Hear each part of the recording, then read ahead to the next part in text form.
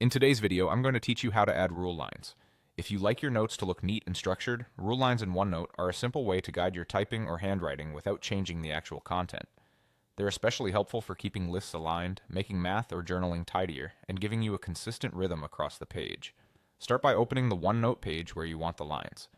At the very top of the window, look for the ribbon, the toolbar that organizes commands into tabs. Click the View tab. This tab focuses on how your page looks, and it's where OneNote keeps options that affect the layout and visual guides. In the View tab, find and select Rule Lines. A menu will appear with different styles and spacings. Choose the line spacing that fits your needs. Narrow packs lines closely together for dense text. College gives you a comfortable standard spacing that works well for most notes. And wide spaces the lines farther apart, which is great for larger handwriting, checklists, or when you want extra breathing room on the page.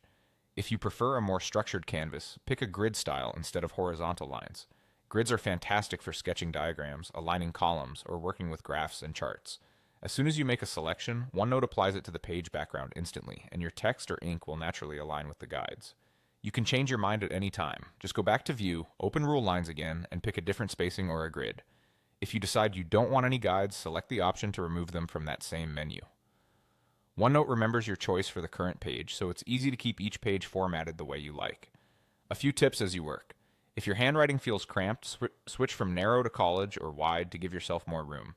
For typed notes, narrow or college usually looks clean and efficient. If you're planning a layout, like a seating chart or a storyboard, the grid styles make alignment effortless.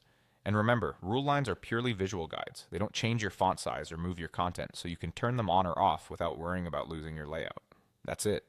Go to the View tab, open Rule Lines, and choose the spacing or grid that suits your note-taking style. Try a few options and see what makes your pages feel clearer and more comfortable to use.